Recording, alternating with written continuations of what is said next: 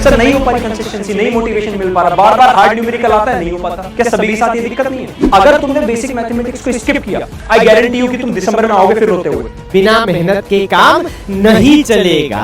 आपको टेंशन नहीं लेना है, मैं हूं ना, मैं आपको इलेक्ट्रॉनिक कॉन्फ़िगरेशन करा दूंगा। बोर्ड भी कवर हो रहा है, एनसीईआरटी भी कवर हो रही है, आगे जो आप सीयूटी का एग्जाम दोगे वो भी कवर हो रहा है। कॉन्फिडेंस भी तो आपको आना चाहिए कि जो आप तैयारी कर रहे हो ये ठीक तो चल रही है नहीं। साइंस में मैथमेटिक्स को रानी का दर्जा मिला हुआ है। Mathematics is a subject of learning. ये हमारे ब्रेन के लेवल को एनहांस करेगी बहुत तेजी के साथ में। एवरेज स्टूडेंट हो या फिर टॉपर हो, कोई भी हो, आज मैं तुमसे कुछ छोटे छोटे ना 5 पॉइंट डिस्कस करने वाला हूं। और इन 5 पॉइंट के अंदर से जो फोर्थ वाला पॉइंट है, गारंटी कि जितने टॉपर्स हैं ना वो रिलेट कर पाएंगे कि हाँ वो ऑलरेडी उसे यूज कर रहे हैं, तभी वो टॉपर है। और आज से तुम एवरेज भी टॉपर बनोगे, तुम्हें वो फोर्थ पॉइंट को एकदम गहराई से समझने की कोशिश करनी कि वो है क्या। उससे पहले लेकिन मैं तुम्हें यह दिखाना चाहता हूं कि तुम लोगों की प्रॉब्लम्स क्या है, क्योंकि सॉल्यूशन बताने में तभी मजा आएगा ना, तुम्हें सॉल्यूशन तभी समझ में आएगा। जैसे कि फिजिक्स में जब तक तुम न्यूमेरिकल ही नहीं समझोगे, क्वेश्चन ही नहीं समझोगे, तो बच्चे सॉल्यूशन नहीं समझ पाते। लेकिन बच्चे जो रटते हैं ना, फिजिक्स में जो रटते हैं, उनका बहुत बुरा हाल हुआ था 2024 में।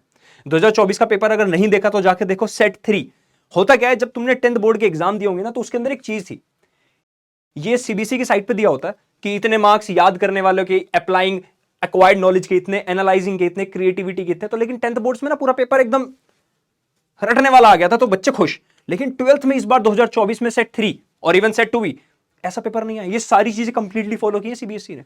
यानी जो बच्चे सिर्फ रटते हैं उनके लिए इतने ही मार्क्स थे बस, जो बच्चे समझते नहीं है चीजों को, खत्म।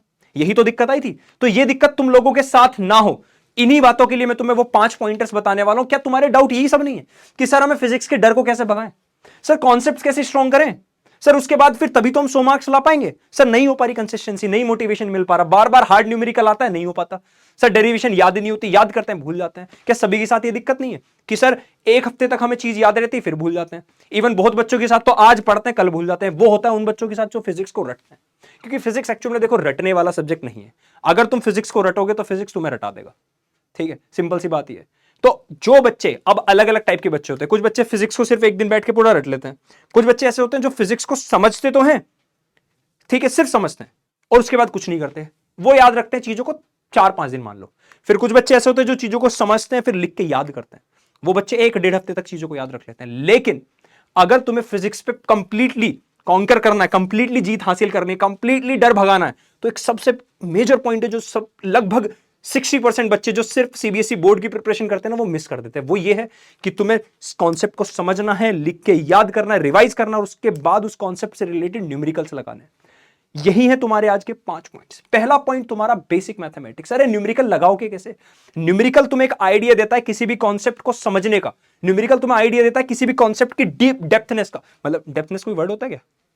इंग्लिश तुम पढ़ो, ठीक है। तो ये तुम्हें सोचना है कि एक्चुअल में वो न्यूमेरिकल को लगाने का एक सिंपल सा तरीका मैं बता रहा हूं क्या है, वो ये है कि तुम्हें बेसिक मैथमेटिक्स पता होनी चाहिए। बेसिक मैथमेटिक्स को बहुत बच्चे इग्नोर करते हैं और यही तो फंस जाते हो कि तुमसे फिर न्यूमेरिकल नहीं बन पाते। और जब तुमसे न्यूमेरिकल नहीं बनते, तुम कॉन्सेप्ट्स को ढंग से रिवाइज नहीं कर पाते, कॉन्सेप्ट तुम्हारे अंदर तक नहीं बैठ पाता और फिर तुम कॉन्सेप्ट तुम्हारे भूल जाते हो, कॉन्सेप्ट स्ट्रॉन्ग नहीं हो पाते, फिर तुम्हारा फिजिक्स का डर पैदा होता है। तो सबसे इंपॉर्टेंट बेसिक मैथमेटिक्स से रिलेटेड एक सरप्राइज आने वाला तुम्हारे लिए। मैं परिश्रम बैच की बात नहीं कर रहा, परिश्रम बैच जो आ रहा है उसकी बात नहीं कर रहा, मैं सरप्राइज की बात कर रहा हूं। एक और सरप्राइज तुम्हारा इसी चैनल पर, ठीक है, अपडेटेड रहना इस चैनल से। एक बहुत तगड़ा सरप्राइज आने वाला तुम्हारे लिए, छोटा मोटा नहीं, बहुत बड़ा, ठीक है।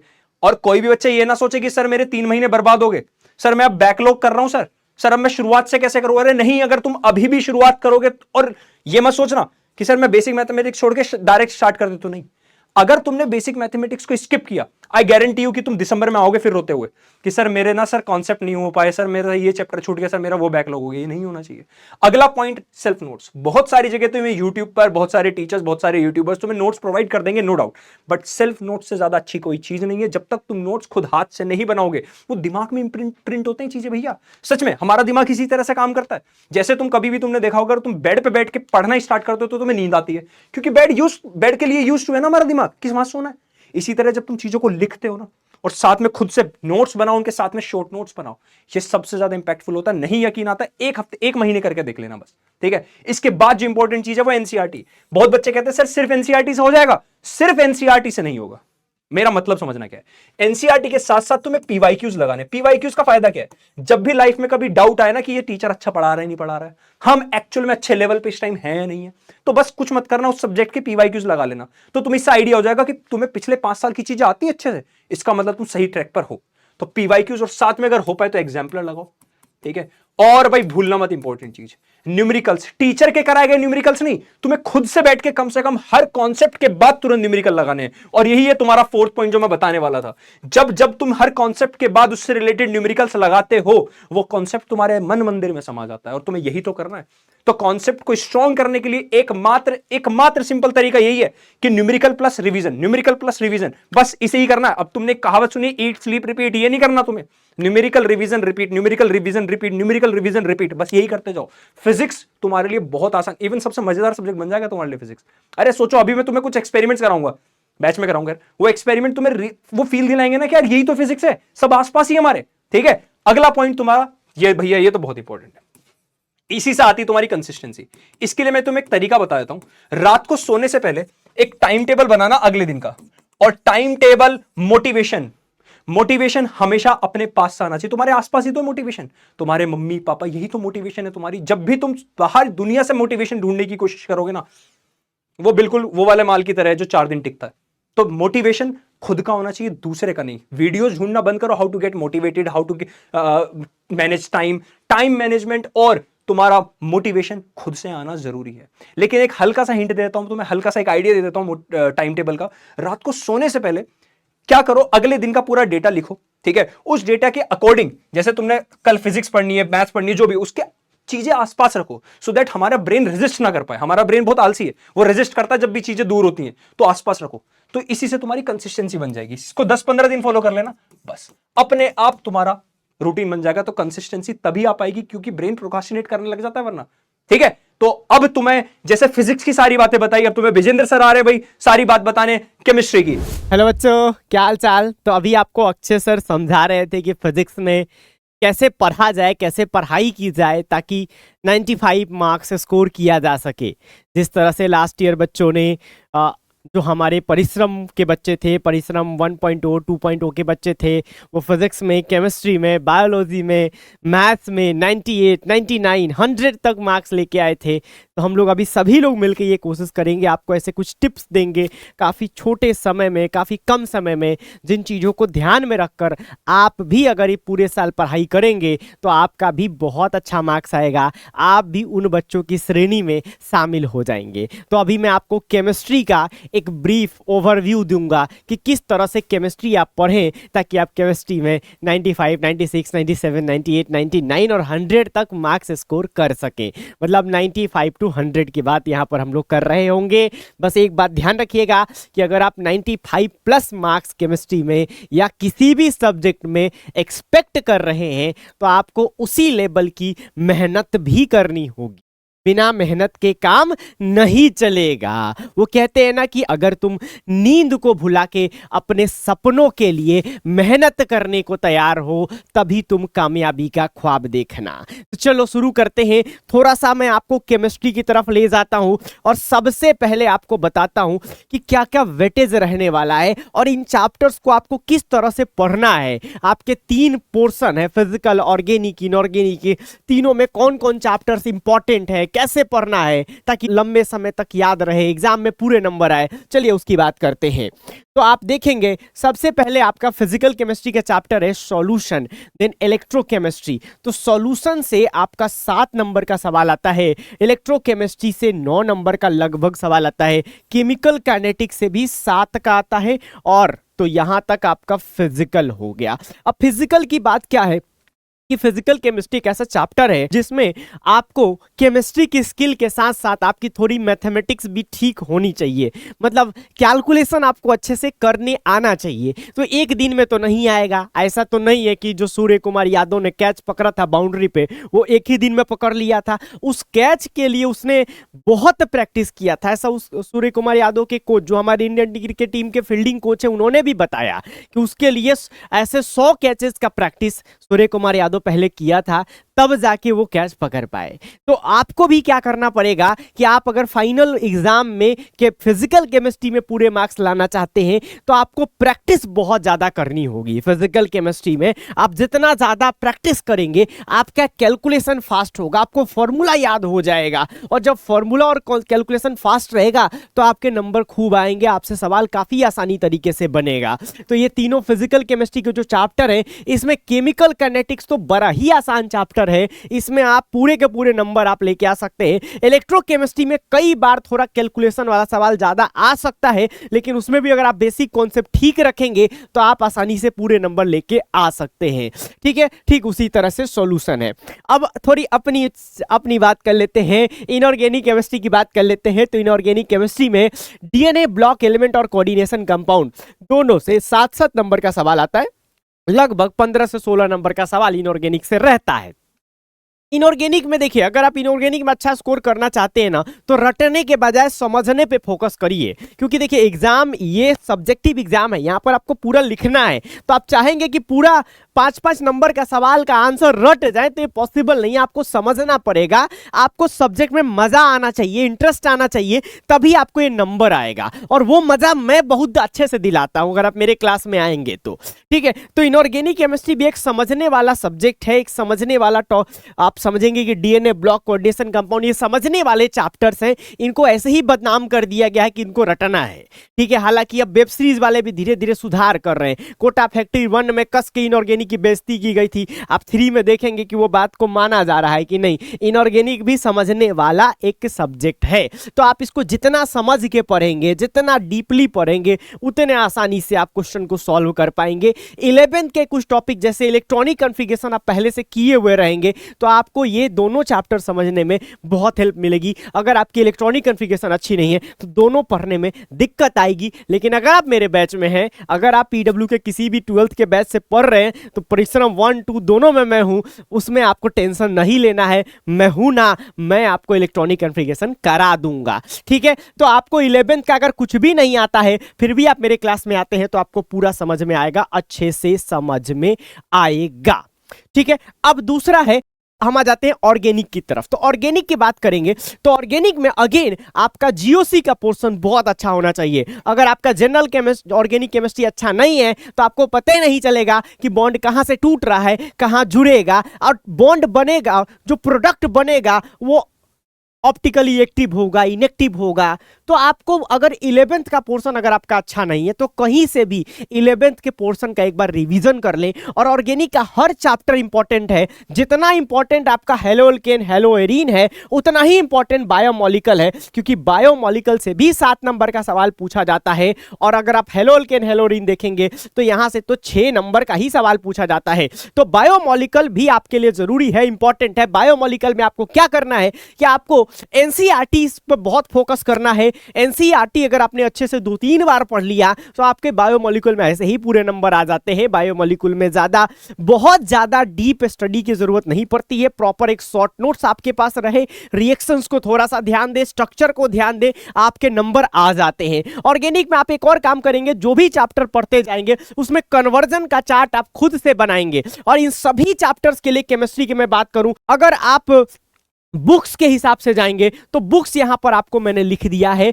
कि आप थ्योरी के लिए एनसीईआरटी सफिशिएंट है, ज्यादा साइड बुक पढ़ के टाइम बर्बाद नहीं करना है।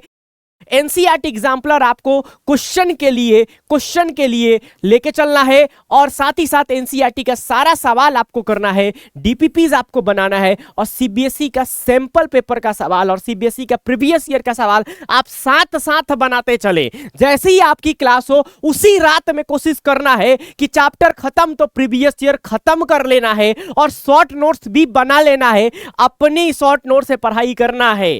ठीक है, दूसरे की नोट्स, दूसरे की शॉर्ट नोट्स और दूसरे की गर्लफ्रेंड सिर्फ देखने में अच्छी लगती है, आपके किसी काम की नहीं होती। ये एक यूनिवर्सल स्टेटमेंट है। आप इस बात का ध्यान रखेंगे कि आप अपना शॉर्ट नोट्स खुद से बनाएंगे, तभी आपके अच्छे नंबर आएंगे, आपको रिवीजन करने में मजा आएगा।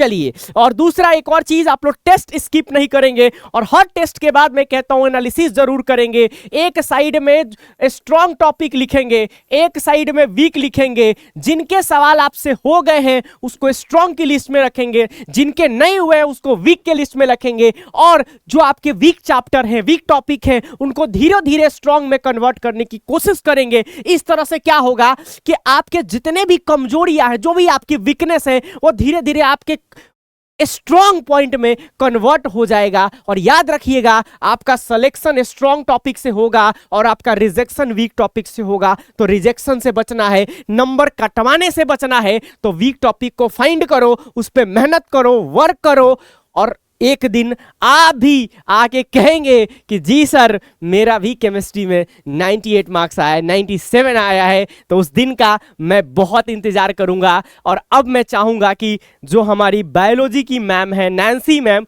वो आपको बायोलॉजी के बारे में आके सारी चीजें बताएं और बायोलॉजी के बारे में आपको समझाएं कि बायोलॉजी में कैसे आपको पूरे के पूरे मार्क्स लाने हैं। तो मन से पढ़ाई करिए, दिल से पढ़ाई करिए, हम सब पीडब्ल्यू की टीम हमेशा आपके साथ है। चलिए ओवर टू नैन्सी मैम।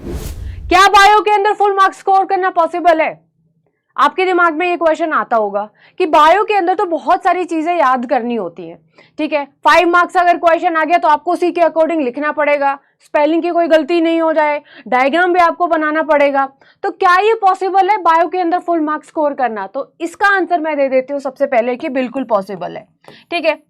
लेकिन आपकी तैयारी किस तरीके से होनी चाहिए, क्या आपकी प्रिपरेशन की अप्रोच होनी चाहिए, या आपको बिल्कुल शुरुआत से पता होनी चाहिए। क्योंकि जैसे जैसे बैच आगे बढ़ता जाएगा, ठीक है, आपका जो एग्जाम है वो पास आता जाएगा, और फिर आपके दिमाग में ऐसी चीजें आती हैं कि मेरा तो एक चैप्टर नहीं हुआ, मेरे तो इतने बैकलॉग्स हो गए, क्या मैं ये चीजें स्किप कर दूं तो क्या मेरे फुल मार्क्स आने चाहिए, ठीक है, क्या ये मेरे फुल मार्क्स आ सकते। तो ये सारी की सारी चीजें आपके दिमाग में ना आए, उससे बचने के लिए मैं आपको बताना चाहती हूँ कि आपकी पेपर की अप्रोच क्या होनी चाहिए, ठीक है, तैयारी की क्या अप्रोच होनी चाहिए। तो सबसे पहले तो टीचर आपको क्लास के अंदर ना नोट्स बनवाएगा, ठीक है, स्टार्टिंग से ही, चाहे वो बॉटनी हो या फिर जूलॉजी हो, स्टार्टिंग से ही आपको मिलेंगे नोट्स। जो भी क्लास होगी उसके नोट्स इस तरीके से बनवाए जाएंगे आपकी क्लास के अंदर, ठीक है, कि अगर कोई क्वेश्चन आ जाता है एग्जाम के अंदर तो आप डायरेक्ट ही वो आप पैराग्राफ लिख सकते हो। और ये जो नोट्स है ना, ये पॉइंट टू पॉइंट आपको मिलने वाले हैं। एक तो चीज यहां से क्लियर होगी कि पॉइंट टू पॉइंट अगर आपको मिलेंगे तो इसका मतलब क्या होगा, चीजें याद करनी आसान रहेंगी, ठीक है, स्पेलिंग की जो गलती होने के जो चांसेस है ना वो कम हो जाएंगे, और थोड़ा सा इंप्रेशन बनेगा कि बच्चे ने बहुत अच्छे से अपने पेपर को रिप्रेजेंट किया। ये सारी की सारी चीजें देखी जाती हैं एग्जाम के अंदर। ऑलराइट, तो सबसे पहले तो मैं आपको बता देती हूँ, नोट्स आपको बहुत अच्छे से मिलने वाले हैं। ऑलराइट, सेकंड, अगर मैं बात करूं कि एनसीईआरटी, अब बात आती है कि एनसीईआरटी के बीच बीच में जो क्वेश्चंस दिए हैं, ठीक है, और एनसीईआरटी की जो एक्सरसाइज होती है वहां से भी क्वेश्चन आते हैं, और अगर मैं बात करूं एग्जाम्पलर की तो वहां से भी क्वेश्चन आते हैं, और आपको एनसीईआरटी रीड भी कराई जाएगी, ठीक है। तो मतलब आपको कितना सब कुछ मिलने वाला है। बेशक से ये जो बैच होने वाला है वो 12th के लिए होने वाला है, लेकिन आपको ये सारी की सारी चीजें, अगर बायो के अंदर आपको पूरी की पूरी एनसीईआरटी कराई जा रही है तो इसका मतलब क्या होगा, इसका मतलब ये है कि 12th के बाद जो आप कॉम्पिटिटिव एग्जाम देते हो, जैसे कि सीयूईटी, अब सीयूईटी का जो सिलेबस है वो कोई और तो है नहीं, वहां से क्वेश्चन तो कहीं और से आने वाले हैं नहीं। क्वेश्चन कहां से आएंगे, जो आपका सिलेबस है। सिलेबस क्या है, आपकी एनसीईआरटी। तो आपको एनसीईआरटी की भी तैयारी पूरी कराई जाती है, ठीक है, क्लास के अंदर ही आपको सारी, मतलब फुल पैकेज मिलने वाला है। आपको बोर्ड्स भी कवर हो रहा है, एनसीईआरटी भी कवर हो रही है, आगे जो आप सीयूईटी का एग्जाम दोगे वो भी कवर हो रहा है, ठीक है। तो नेक्स्ट अगर मैं बात करूं तो एक्सरसाइज आपको कराई जाएगी, एग्जाम्पलर कराए जाएंगे, और आपको ये भी बताया जाएगा कि ये क्वेश्चन आया हुआ है। और बैच जब जो भी लेक्चर खत्म होगा ना, लेक्चर खत्म होने के बाद आपको ना क्वेश्चंस कराए जाएंगे, ठीक है। और ये जो क्वेश्चंस होंगे ये सब्जेक्टिव क्वेश्चंस भी होते हैं भाई, ठीक है, ये सब्जेक्टिव क्वेश्चंस भी होते हैं और ये ऑब्जेक्टिव क्वेश्चंस भी होते हैं। तो सब्जेक्टिव क्वेश्चंस को हम किस तरीके से डील करते हैं कि सब्जेक्टिव क्वेश्चन ऐसा नहीं कि क्वेश्चन यहाँ पे बता दिया कि ये क्वेश्चन है और इसका हम आंसर नहीं बताते, जी नहीं, इसका आंसर भी आपको प्रॉपर मिलेगा, और वो आंसर इस तरीके से मिलेगा कि अगर ये क्वेश्चन डायरेक्ट आपके एग्जाम में आता है तो आपको किस तरीके से लिखना है। ठीक है। मतलब मेन क्या है बायो के अंदर, मेन तो इस चीज के ऊपर हमें फोकस करना है कि आपको पेपर के अंदर लिखना कैसे है। भाई ऑब्जेक्टिव तो पेपर है नहीं, ठीक है, कुछ क्वेश्चंस आते हैं ऑब्जेक्टिव, लेकिन मेन लिखना कैसे है, किस तरीके से आपने अपना आंसर को फ्रेम करना है, ये आपको सारी की सारी चीजें क्लास में सिखाई जाएंगी। ठीक है। नेक्स्ट, इंपॉर्टेंट क्वेश्चंस, जो भी इंपॉर्टेंट क्वेश्चंस है, भाई कोई भी अगर मैं चैप्टर बोलो ह्यूमन रिप्रोडक्शन, तो ह्यूमन रिप्रोडक्शन का जैसे क्वेश्चन आता है मेंस्ट्रुअल साइकिल से आता है। ठीक है। तो ये सारे के सारे जो इंपॉर्टेंट जो क्वेश्चंस है ना, ये भी आपको क्लास के अंदर बताए जाएंगे कि देखो, मतलब ऐसा नहीं है कि अगर इंपॉर्टेंट क्वेश्चंस आपको बता दिए तो इंपॉर्टेंट जो क्वेश्चंस हैं सिर्फ आप वो फोकस करोगे। ये दिमाग में कब आती हैं बातें, ये दिमाग में तब आते हैं जब आप अपनी तैयारी नवंबर दिसंबर में शुरू करते हैं कि भाई अब तो पढ़ना पड़ेगा, अब तो एग्जाम आने वाला है। लेकिन ये सारी की सारी चीजें हमें नहीं करनी है। ठीक है। आपका बैच शुरू होने वाला है 8 जुलाई से, तो सारी की सारी चीजें आपको तभी से दिमाग में रखनी है। एक भी बैकलॉग नहीं होना चाहिए। जब भी आपकी क्लासेस शुरू हो रही हैं तो सबसे पहले तो कसम ले लो। ठीक है। कसम खा लो कि मेरी तो एक भी बैकलॉग नहीं होनी चाहिए। बैकलॉग अगर हुई इसका मतलब आप क्लास के अंदर सीरियस नहीं है। आपकी जो प्रायोरिटी है वो आपका करियर छोड़ के कुछ और है, और इस टाइम पर इस एज में सबसे पहले जो प्रायोरिटी होनी चाहिए वो आपका मतलब आपका सिलेबस पूरा होना चाहिए, क्लास आपकी होनी चाहिए, कोई भी बैकलॉग नहीं होनी चाहिए। ठीक है। आपकी ये दिमाग में रखनी है। प्रीवियस ईयर क्वेश्चंस आपको कराए जाएंगे। प्रीवियस ईयर क्वेश्चंस का मतलब क्या है कि आपने ह्यूमन रिप्रोडक्शन पूरा किया, ठीक है, रिप्रोडक्टिव हेल्थ जैसे चैप्टर आपने पूरा किया, ह्यूमन एवोल्यूशन आपने पूरा किया। ये सारे चैप्टर करने के बाद वैसे तो चैप्टर मतलब प्रीवियस ईयर क्वेश्चंस आपको क्लास के अंदर ही कराए जाएंगे। एक लेक्चर जैसे लेक्चर हुआ, लेक्चर के जस्ट बाद हमने सब्जेक्टिव क्वेश्चंस भी किए, ऑब्जेक्टिव क्वेश्चंस भी किए, और ऑब्जेक्टिव के बाद हम प्रीवियस ईयर क्वेश्चंस भी करेंगे। ठीक है। तो प्रीवियस ईयर क्वेश्चंस करने के बाद आपको ये पता चल जाएगा कि आपकी जो प्रिपरेशन है वो किस डायरेक्शन के अंदर जा रही है। भाई कॉन्फिडेंस भी तो आना चाहिए ना, कॉन्फिडेंस भी तो आपको आना चाहिए कि जो आप तैयारी कर रहे हो, जिस तरीके से आप तैयारी कर रहे हो, ये ठीक तो चल रही है नहीं। ऑलराइट। और लास्ट में आपकी प्रिपरेशन किस लेवल तक पहुंच रही है, इसका जो एनालिसिस है आपको खुद भी पता होना चाहिए, उसके लिए आपको टेस्ट देना है। ठीक है। तो ये सारी की सारी चीजें अगर आपने कर ली तो इसका मतलब है आपकी तैयारी एकदम सही चल रही है। आपको डिस्ट्रैक्ट होने की जरूरत नहीं है। आपको दिमाग में ये नहीं लाना है कि अच्छा ये वाली रेफरेंस बुक पढ़ लूं क्या, या फिर वो वाली रेफरेंस बुक पढ़ लूं क्या।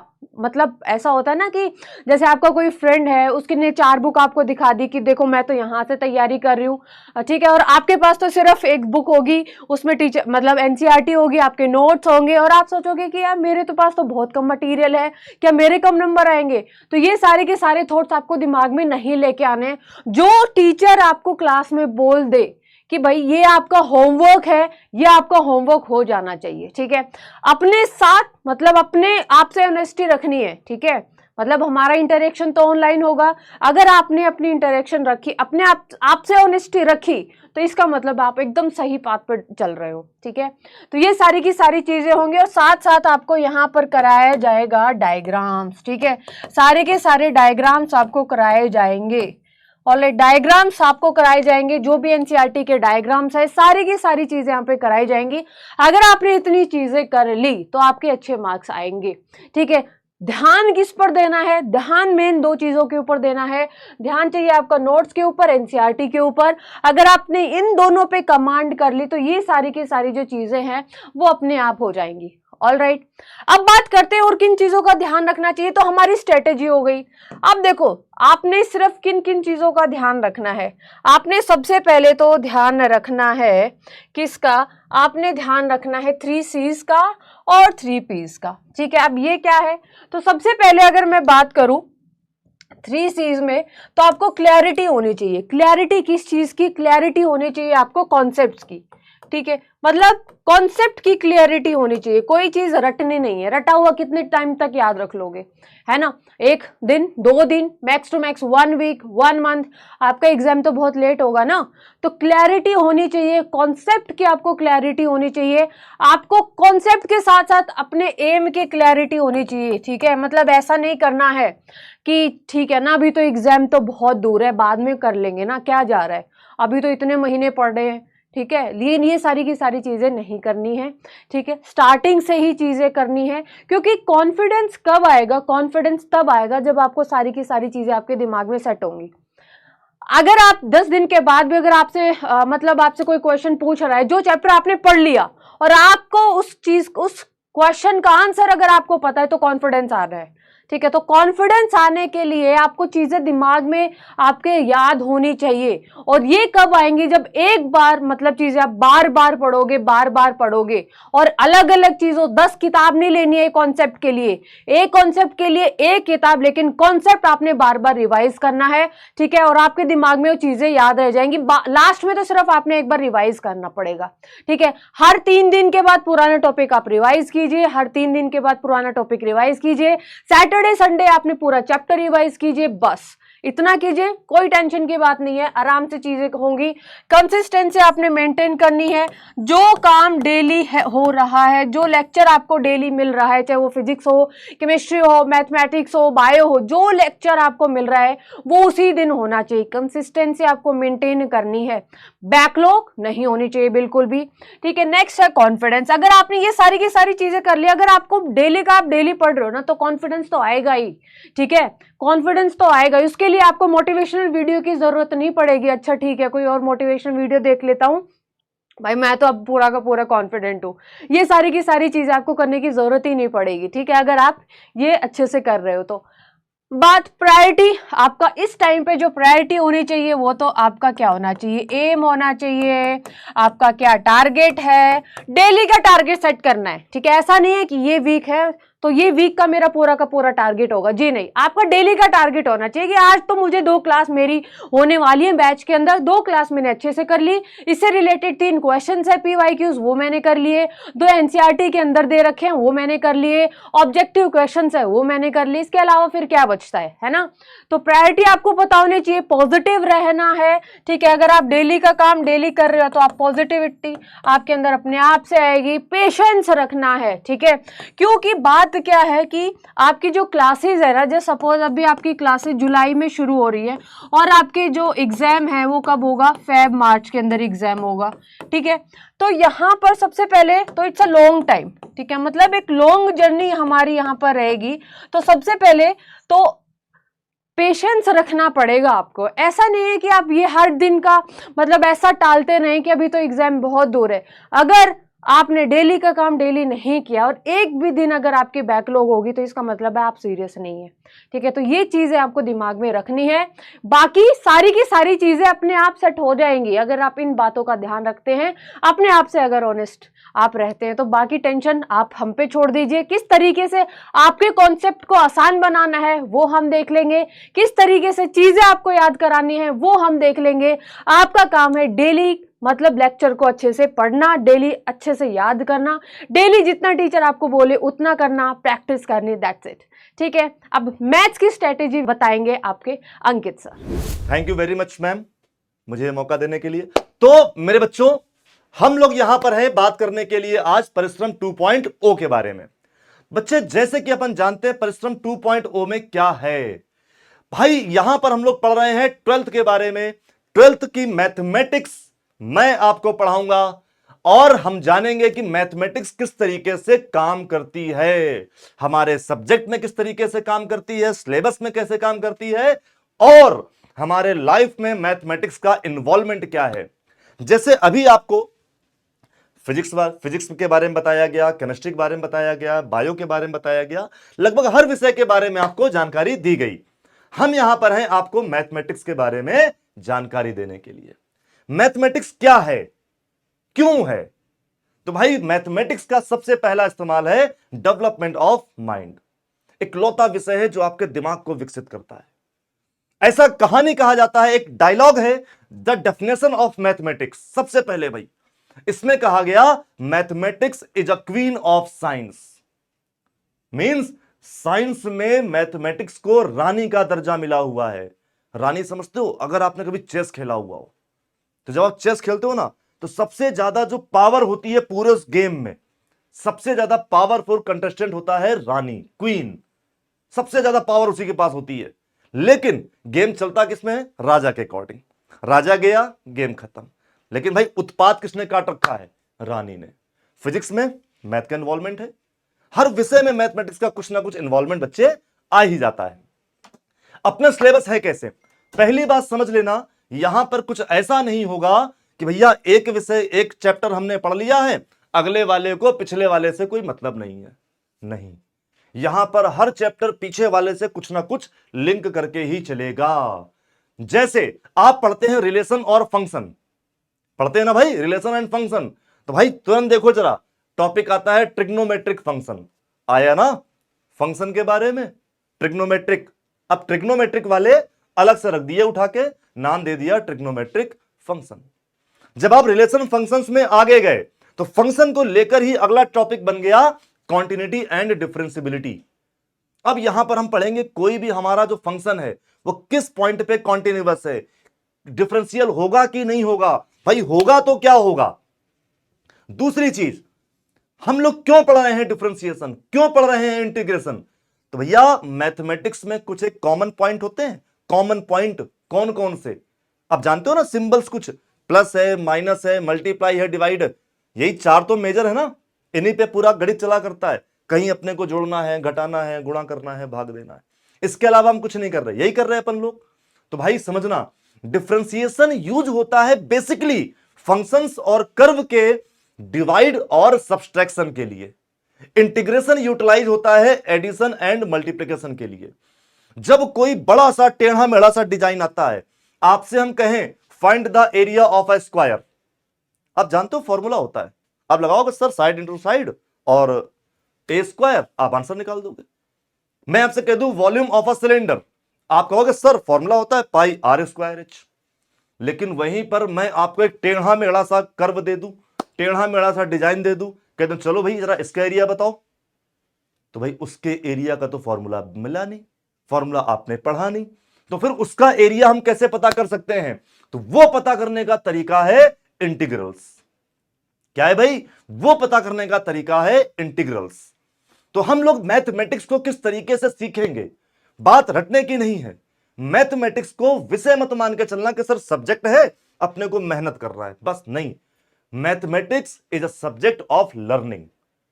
ये क्या है? ये आपकी लर्निंग के लिए है, ये सीखने के लिए है। हम और आप मिलकर इस तरीके से मेहनत करेंगे बच्चे कि हम लोग सीख पाए मैथमेटिक्स किस तरीके से परफॉर्म होगी। ये हमारे ब्रेन के लेवल को एनहेंस करेगी बहुत तेजी के साथ में। तो भाई हम और आप मिलकर क्या करेंगे? परिश्रम 2.0 में हम लोग मेहनत करने वाले हैं, परिश्रम करने वाले हैं मैथमेटिक्स को सीखने के लिए, रटने के लिए नहीं बच्चे, सीखने के लिए। हम और आप मिलकर क्या करेंगे? सीखेंगे। क्लियर है भाई इतनी बात? चलिए अब इसके बाद में मैथमेटिक्स में और क्या क्या आएगा। आपने प्रोबेबिलिटी पढ़ी, लास्ट टॉपिक आ गया आपका दिया गया प्रोबेबिलिटी। तो भाई प्रोबेबिलिटी हम कई सालों से पढ़ रहे हैं, 10th में भी आपने पढ़ी प्रोबेबिलिटी, 11th में भी पढ़ी, 12th में भी पढ़ी। एक ही टॉपिक हम 3 साल, तीसरा साल है भाई ये प्रोबेबिलिटी के लिए। क्यों चल रहा है? क्योंकि प्रोबेबिलिटी को किस्तों में पढ़ाया जा रहा है। इसका वन टाइम पेमेंट नहीं किया गया बेटा, इसको किस्तों में दिया गया। थोड़ा सा 10th में, थोड़ा सा 11th में, अब आया 12th में। मतलब पहले छोटा था, फिर थोड़ा सा बड़ा हुआ, नाउ परफॉर्मिंग वेरी वेल, अब बेहतरीन तरीके से काम करेगा। तो बच्चे कोई भी टॉपिक हो, इसके लिए परेशान मत होना कि सर वो 11th वाला हमको याद नहीं आ रहा है, अब 12th में हम क्या करेंगे। बिल्कुल परेशान मत होना, पूरा बेसिक से लेकर चलने वाला हूं, जीरो से स्टार्ट करने वाला हूं आपको, बिल्कुल जीरो से उठाएंगे और ऊपर की तरफ बढ़ेंगे। मतलब कुछ पुरानी यादें और फिर नई यादें क्रिएट करेंगे। इस तरीके से मिलकर हम और आप मेहनत करेंगे। तो फिर only 3 days to go for Parishram 2.0। केवल 3 दिन शेष है परिश्रम 2.0 की लॉन्चिंग के लिए। तो बच्चे हम लोग मिलेंगे परिश्रम 2.0 में। मैं आपका मैथमेटिक्स वाला मास्टर, अगर नाम पूछा जाए तो वैसे तो नाम अंकित है, लेकिन आपके प्यार से और आप लोग मुझे जानते हैं द कुशवाहा सर के नाम से। तो बेटा मिलेंगे हम लोग परिश्रम 2.0 में। हम सब लोग मिलकर मेहनत करेंगे, सफलता के लिए मेहनत करेंगे, टारगेट करेंगे बेहतरीन तरीके से चीजों को सीखने के लिए। ओके मेरे बच्चों, तो मिलते हैं फिर हम लोग बैच में। तब तक के लिए बच्चे ध्यान रखें, सब लोग अपना खुश रहें, मस्त रहें और पढ़ाई के प्रति सजग रहे। मिलते हैं बच्चे फिर। ओके, तब तक के लिए टाटा बाय बाय, जय हिंद मेरे बच्चों।